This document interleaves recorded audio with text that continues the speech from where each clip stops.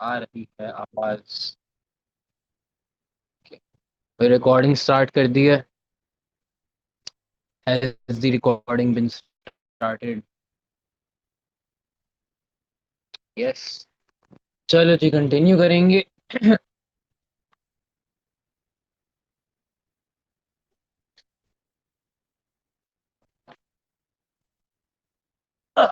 Continue करेंगे वहीं से जहां से हमने छोड़ा था। अ, हमने ये पढ़ लिया था, हमें ये पता चल गया था कि भाई इसमें कोई वाई कंपोनेंट नहीं होगा यहाँ तक। Any question? I don't believe किसी क्वेश्चन कोई था, सबके समझ ये चीज समझ आ गई थी कि इसका वाई कंपोनेंट क्यों नहीं होगा। मूविंग टुवर्ड्स इसका एक्स कंपोनेंट। तो अब इसके एक्स कंपोनेंट है। एक्स कंपोनेंट की वही चीज़ है यार, जो आपने ऑलरेडी पढ़ी हुई है। आपके पास ऑलरेडी फार्मूला आपके पास गिवन है, आपको पता है कि फार्मूला ये है कि क्यू बराबर आर स्क्वायर। ये आपके पास फार्मूला है ना? ये आपके पास फार्मूला है। Now you will systematically apply this for every single one of these things, है ना? आप क्या करेंगे, आप हर एक उसके लिए इसे अप्लाई करेंगे। As in K Q over R square cos theta. Cos theta. Cos theta.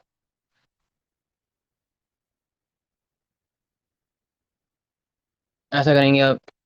Now what you will have to do is, एक second, K Q cos theta, K Q cos theta. हाँ जी। तो अगर मैं पकड़ लिखनी है, यस इज गुड ना। हियर तो वी हैव थ्री कंपोनेंट्स। एक है कि Q over R square, sorry R नहीं डी है। We have R distance as D.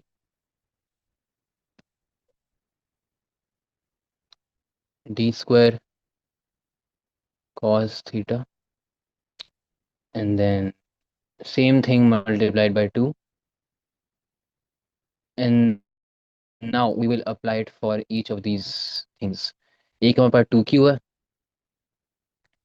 तो k into into 2q cos 30।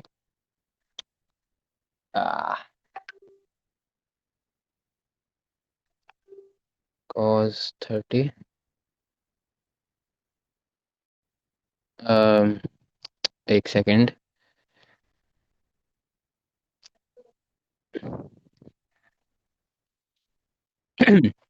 Yes, 2q cos 30 इधर होगा। चैट में क्या, ये क्वेश्चन 1 क्वेश्चन 2 की तरफ क्यों चला जाएगा?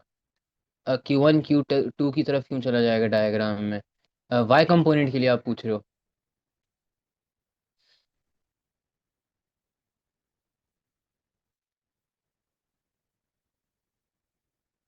शहीद, वाई कंपोनेंट के लिए पूछ रहे हो?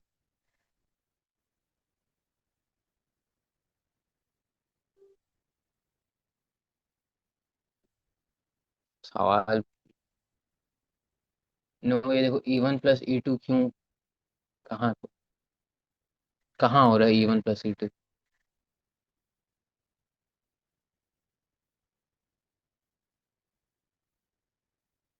कहाँ हो रहा है यार E1 + E2?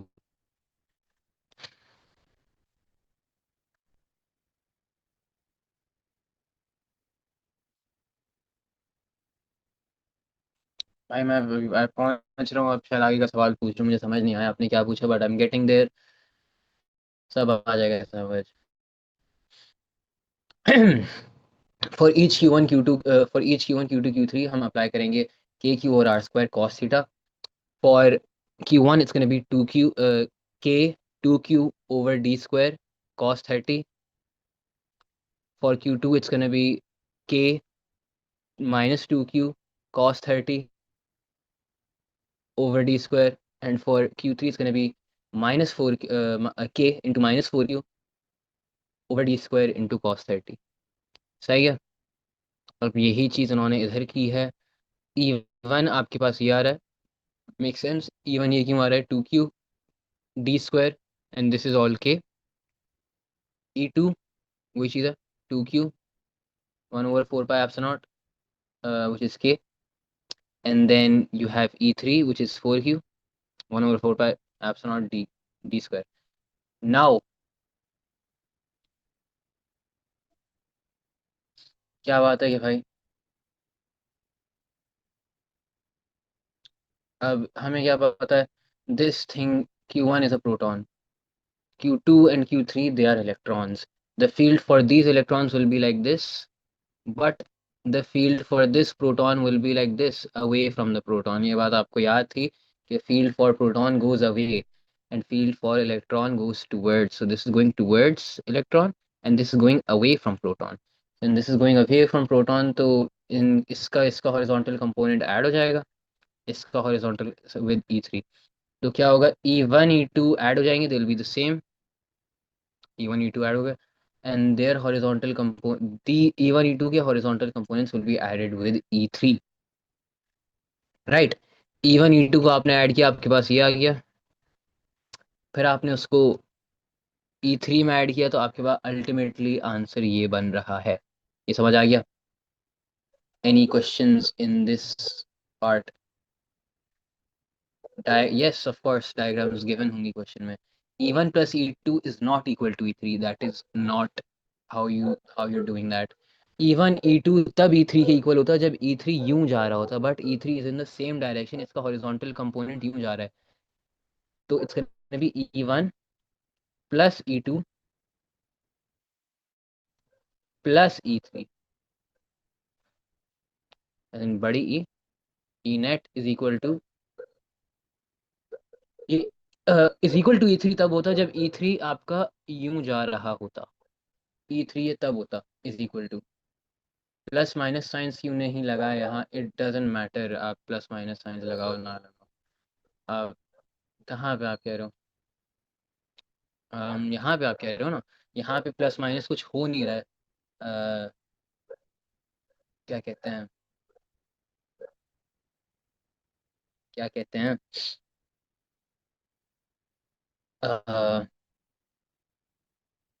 Minus neglect, yes, minus neglect, great. Electric field strength is, I don't believe it's a vector, if I'm not wrong I don't think vector होता है। I'll just confirm कर लेता हूँ आप लोग के लिए, is EFS a vector? Yes, electric field strength vector नहीं होती तो हम माइनस को नेग्लेक्ट कर रहे हैं सर। ये क्वेश्चन आई गेस हमने क्या किया, हमें ये पता था ये प्रोटॉन है, फील्ड इसके उस तरफ जा रही है, तो इसका E1, इसका हॉरिजॉन्टल कंपोनेंट इस तरफ जाएगा, Q2 का हॉरिजॉन्टल कंपोनेंट भी इस तरफ जाएगा, Q3 का हॉरिजॉन्टल कंपोनेंट भी इस तरफ जाएगा। आपने तीनों को ऐड किया, E1 plus E2 plus E3 for a resultant horizontal component, और आपको ये पता था कि इसमें कोई वर्टिकल कंपोनेंट नहीं होगा, तो इसका जो भी रिजल्टेंट इलेक्ट्रिक फील्ड स्ट्रेंथ बन रही है that is in the x direction, और वो आपके पास आंसर अल्टीमेटली ये बन रहा है। ये चीज आ गई समझ, ये सवाल सबको समझ आ गया?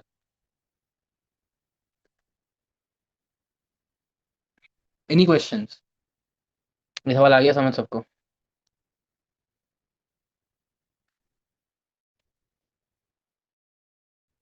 यस, बाकी सब, Iman, Iqra, Urwa, Shaheer, मैर,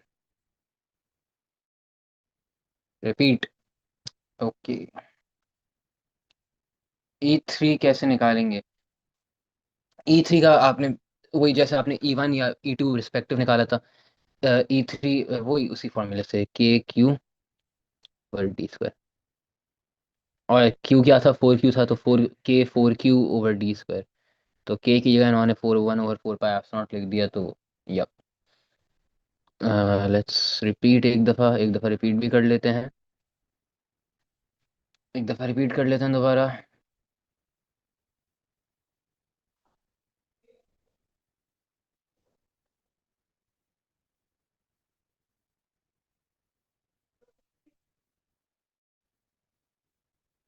E3 only, Y weed मन, क्योंकि E1 और E2 सेम है ना, E1 और E2 सेम है, E1 और E2 इधर सेम है, तो आपने E1 को मल्टीप्लाई बाय 2 कर दिया। आप E1 को मल्टीप्लाई बाय 2 करो, ये E1 प्लस E2 करो, बात तो वही है। इन्होंने इधर ये चीज़ की है कि इन्होंने एक लेट्स से E1 का इन्होंने हॉरिजॉन्टल कंपोनेंट निकाली, उसे मल्टीप्लाई बाय 2 कर दिया। सही है। E3 के लिए हमने क्या किया था, E3 के लिए हमने वही किया था, इसका वर्टिकल कंपोनेंट तो आपको पता था कैंसिल हो रहा है। हॉरिजॉन्टल कंपोनेंट के लिए you did KQ over R² cos theta, cos theta, cos 30। यही चीज़ उन्होंने E3 के लिए की है। This is K 4Q/d²। इसके आगे आप कॉस 30 करोगे तो आपके पास जो है अ, वो आ जाएगा, इसका हॉरिजॉन्टल कंपोनेंट आ जाएगा। Make sense?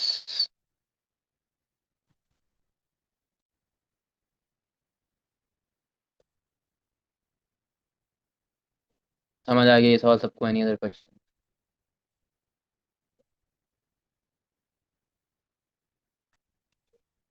On scene, go ahead. Any other questions? किसी और कोई सवाल? सबको समझ आ गया? ड्रेक, ईमान, इकरा, नबीरा और रुमैसा, शहीर, बाकी सबको समझ आ गया? Repeat, I joined late if that's possible.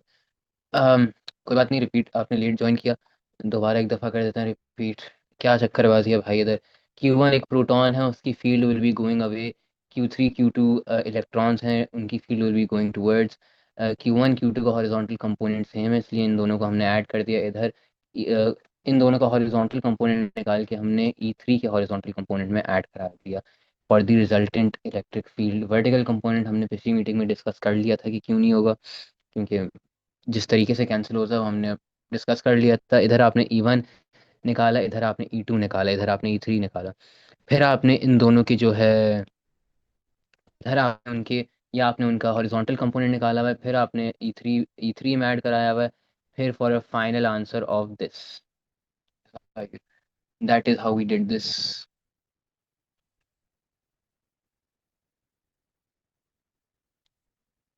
सही है, समझ आ गया? अगर कोई भी दो कंफ्यूजन हो रही है, you can watch the recording, सब रिकॉर्ड हो रहा है।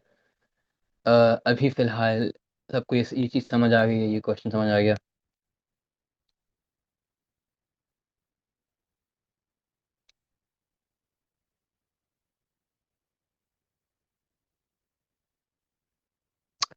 सबको ये चीज़ समझ आ गई?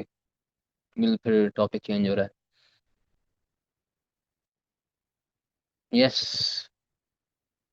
चलो great. Electric field lines due to line of charges, ये हम जरा एंड में करेंगे, ये मुश्किल टॉपिक है, will skip this for now, ये तो है ही नहीं आपका। Point charge in an electric field, let's do this, ये वाला टॉपिक कर लेते हैं पहले।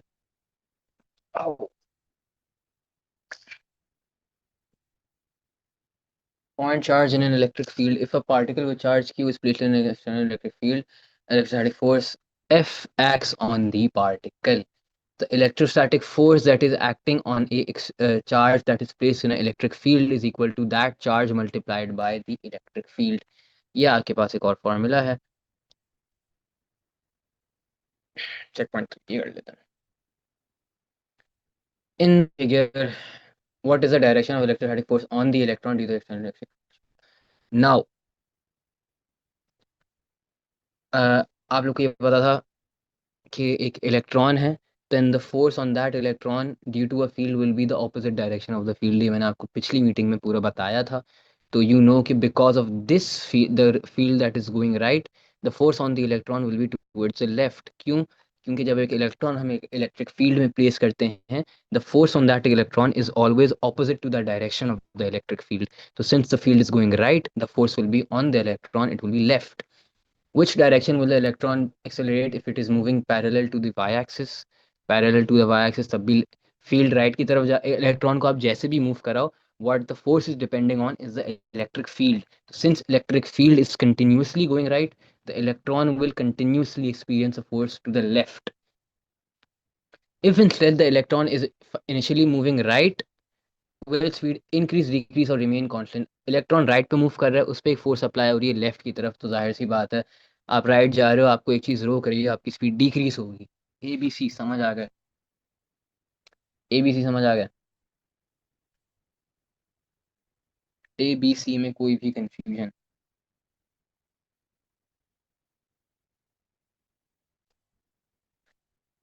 I need yes, I need no, I need acknowledgements, anything.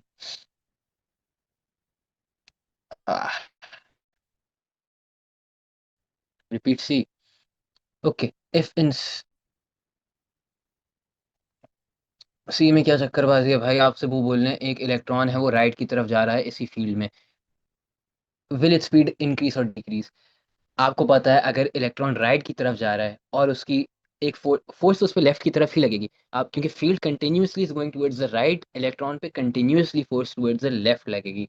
Electron को चाहे आपके साथ बास्केटबॉल खेलो, आप उसके साथ आप सौ आप जैसे आप उसे मूवमेंट कराओ, जो है उसकी तरफ उस पे जो एक फोर्स है वो लेफ्ट की तरफ ही लगेगी, क्योंकि the field itself is continuously going towards the right. तो वो क्या कह रहे हैं, the electron is moving towards the left, will its speed increase और डिक्रीज? तो if an electron is going towards the right और एक फोर्स है जो उसकी मोशन अपोज कर रही है टुवर्ड्स द लेफ्ट, तो विल इट्स स्पीड इंक्रीज और decrease? Naturally it will decrease, क्योंकि it has a force that is opposing its motion, जो कि उसके मोशन के ऑपोजिट जा रही है। अगर ये एक प्रोटॉन होता तो उसकी फोर्स सीधा आगे जा रही होती है, and it would also be moving towards the right, तो उसकी फोर्स स्पीड इंक्रीज करती। But since this is an electron, its force is towards the left, opposite of its direction, its speed will decrease. समझे? You guys get that?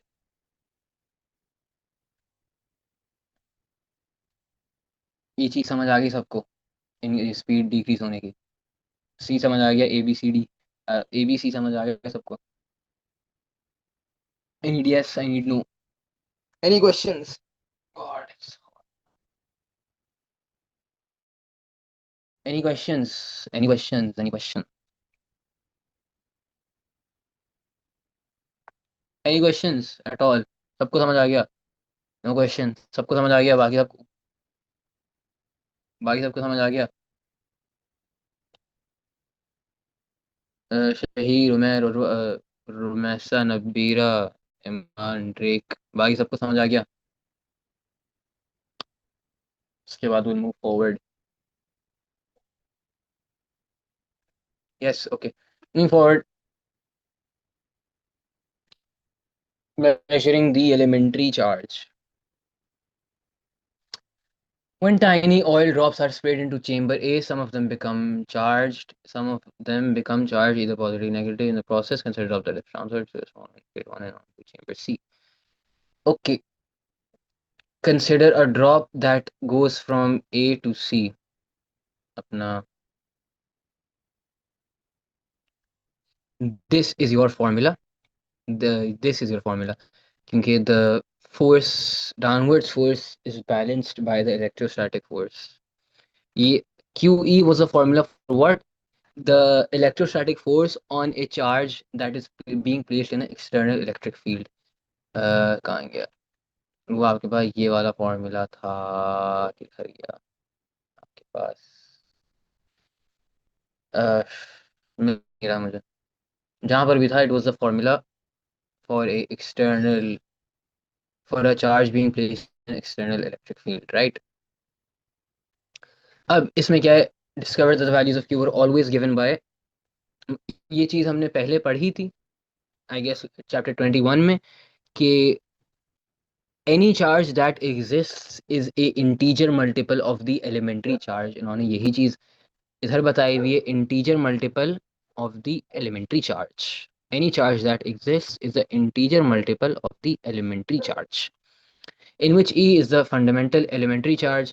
अभी हमारे पास problem है, how many electrons are on this particular oil drop? If you know this now, हमारे keep in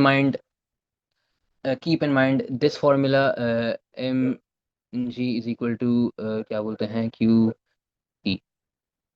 now what we need here is the charge, है ना? हमें इस oil drop की charge चाहिए। क्यों?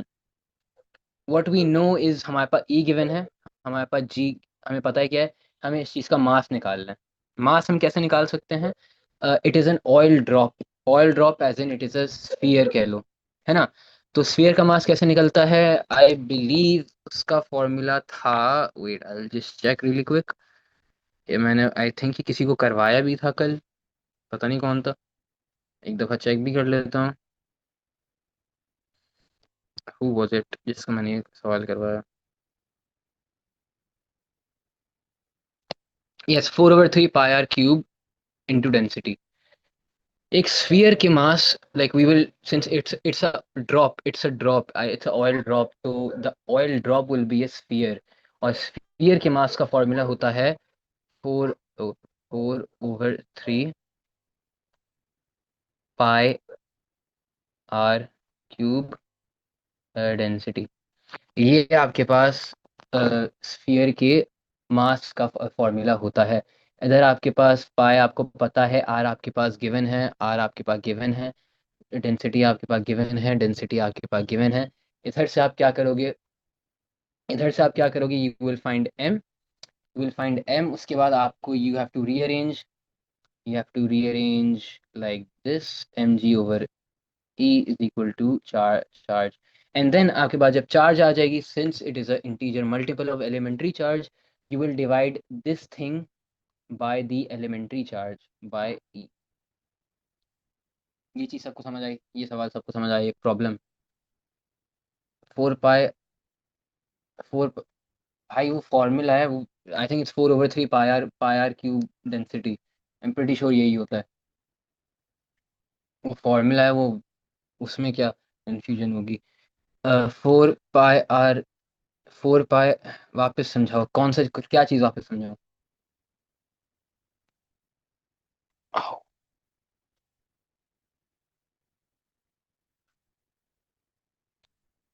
अच्छा,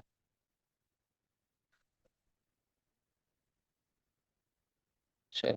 वो आपसे बोल रहा है, again keep in mind this formula, m g is equal to q e. वो आपको ये फला फला चीज दे के बोल रहा है, how many electrons are on this particular oil drop. How many electrons are on this particular oil drop मतलब, सबसे पहले तो आपसे चार्ज मांग रहा है। To do anything with like number of electrons, what you first need is the charge. उससे, उसके बाद ही आप कुछ कर सकते हो। अगर ये formula m g equal to q e, इसमें आपको क्यू पता है, आई मीन जी पता है, ई आपके पास गिवन है, क्यू आपको निकालना है, एम आप निकाल सकते हो with the data in the question. So since it is a oil drop, it will be a sphere, और एक स्फीयर का मास होता है 4/3 pi r cube density. This is the formula for a sphere का mass. Using this you will get m, उसके बाद you will rearrange for q. शुरू से ही तो समझा रहा हूँ।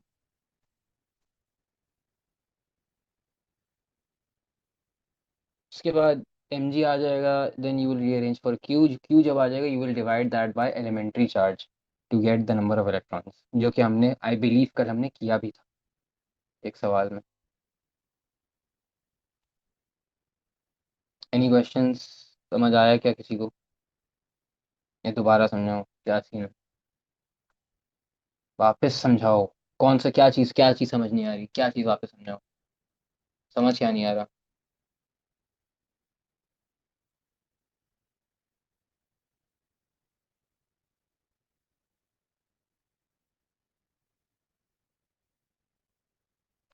क्या चीज़ समझ नहीं आ रही यार?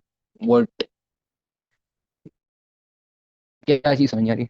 शुरू से स्टार्ट कर, एक्सपेरिमेंट को। भाई एक्सपेरिमेंट इटसेल्फ ये लंबी चौड़ी फेक ही है, हाँ भी कुछ भी नहीं है इसमें। इसका पर्पस ये है कि आपको ये फॉर्मूला बताना है। इस एक्सपेरिमेंट इटसेल्फ में कुछ नहीं है, आपको ये याद रखने की भी ज़रूरत नहीं है। बस ये फॉर्मूला था इस एक्सपेरिमेंट में, जो कि हमें बता रहे हैं, ये m g is equal to q ई।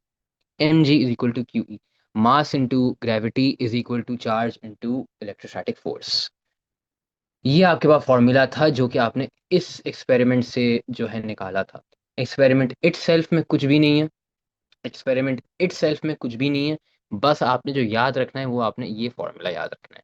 उसके बाद you will come towards this problem, you will come towards this problem, you will come towards this problem, और उसमें प्रॉब्लम में आपसे पूछा हुआ है how many electrons are on this particular oil drop. मतलब हाँ, अब वो आपसे प्रॉब्लम में पूछ रहे हैं how many electrons are on this particular oil drop. Answer मुझे नहीं पता क्या है, मैंने निकाला नहीं है। आप लोग देख लें, आपस में कंफर्म कर लें। How many electrons are on this particular oil drop, वो आपसे नंबर ऑफ इलेक्ट्रॉन पूछ रहा है। नंबर ऑफ इलेक्ट्रॉन पूछ रहा है, this is number of electron, right. और नंबर ऑफ इलेक्ट्रॉन पूछ रहा है मतलब सबसे पहले आपको चार्ज चाहिए। चार्ज चाहिए तो आप आगे पढ़ें तो they've given you density, they've given you radius, they've given you e. तो यू नो कि भाई ये वाला फॉर्मूला अप्लाई होगा, यूज होगा। एम जी, ये वाला फॉर्मूला यूज होगा। You have g, g is just 9.8। क्यू आपको निकालना है, ई आपको ये गिवन है, ई आपके पास ये रहा। मास आप निकाल सकते हो, it is a oil drop. जब एक चीज, जब जब वाटर ड्रॉपलेट हो, ऑयल ड्रॉपलेट, किसी चीज का भी ड्रॉपलेट होता है, then that thing is a sphere. It is a sphere. And for the mass of a sphere what you have is this formula, 4/3 pi r cube density. इसमें से पाई आपको पता है, आर आपके पास ये रहा, डेंसिटी आपके पास ये रही। इसमें से what you will gate is you will get the mass. फिर आपके पास तीन चीजें हो जाएंगी, you will rearrange for Q, you will get the charge, and then you will divide that charge by elementary charge to get number of electrons। सबको समझ आया क्या? डेंसिटी को भी मल्टीप्लाई कराएंगे, yes. 4/3 multiplied by pi multiply by radius का cube multiply by density. 4/3 pi r cube itself is volume का formula for mass, you multiplied by density. क्योंकि mass is mass over volume is equal to density, and then density into volume. Like हमें the density, this ये I believe ये तो आपको पता है, 4/3 pi r cube sphere का वो होता है, वॉल्यूम होती है, right. No, what you need is the mass, है ना। और किसी भी चीज का मास के लिए आपको उसकी वॉल्यूम में डेंसिटी मल्टीप्लाई करानी होती है। कि ये आपने जो शायद 9 क्लास में पढ़ा है, density is equal to mass over volume, है ना। And for that mass you will multiply the density by the volume. And volume क्या आपके पास ये formula, and then you are multiplying the volume by the density. सही है। ये समझ आ गया सबको? ये वाली प्रॉब्लम समझ आ गई सबको? आपस में जरा questions, sorry I mean answers confirm कर लो। हम जरा कोई भी क्वेश्चन है तो चैट में डालो, हम जरा अपनी चाय रिसीव करके आ रहे हैं।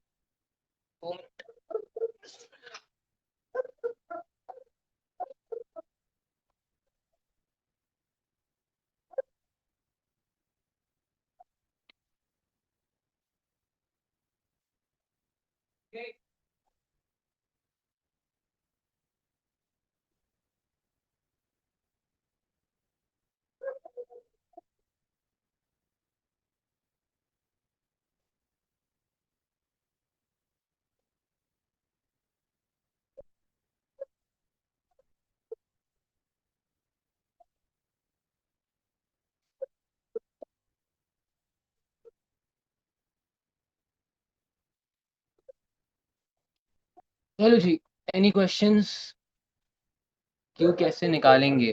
क्यू कैसे निकालेंगे? क्यू के लिए आपके पास मास आ जाएगा, आपके पास ई आ जाएगा, आपके पास ग्रेविटी आ जाएगी। Then you will just rearrange it for q, उससे फॉर्मूले से आपके पास क्यू निकल जाएगा। सही है। सबको समझ आ गई ये प्रॉब्लम? सबको समझ आ गई ये प्रॉब्लम? सबको समझ आ गई क्या? Right answers, yes, no, anyone, बाकी लोग? Yes, hmm, yes, fire emoji, great, yes. चलो let's move forward. A dipole in an dipole in an electric field। यार, क्या यार, अभी अभी तो स्टार्ट किया था, मिड टर्म इतनी जल्दी कैसे आ गए? अभी मुझे कोर्सेज के नाम भी याद नहीं हुए यार। आईसीपी क्या होता है? A dipole in an electric field, the electric dipole moment P of a electric dipole।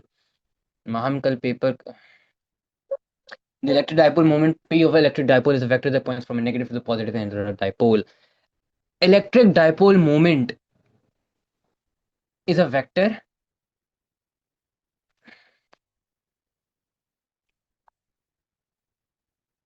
is a vector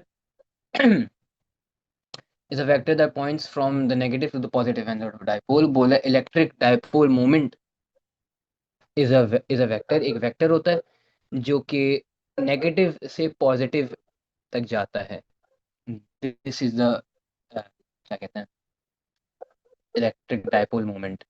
सही है.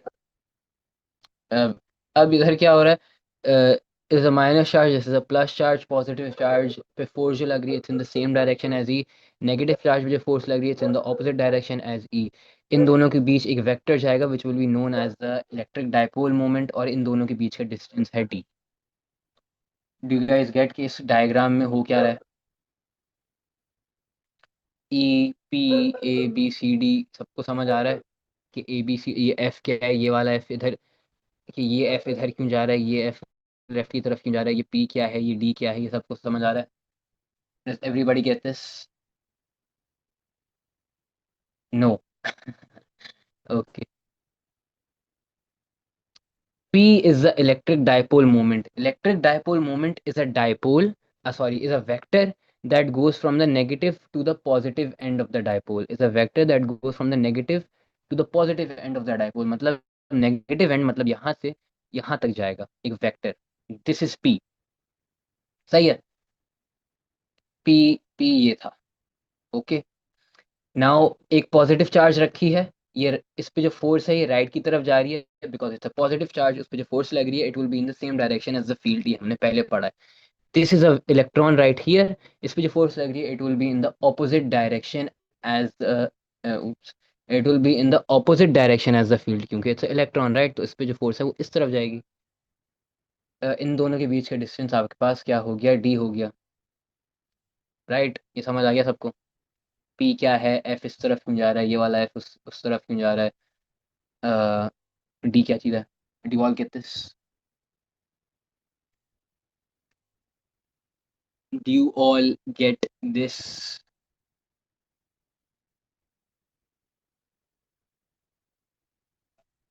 Yes. Okay, great. Dipole and electric field. The net force on dipole from the field is zero, and the center of mass of the dipole does not move. ये आपका center of mass है. अपना ये आपका जो है center of mass है. Forces on the charge ends do produce a net torque T on the dipole about its center of mass. Torque किसी को भी याद है क्या होता है? Does anyone know what torque is? Yeah. किसी को torque याद है?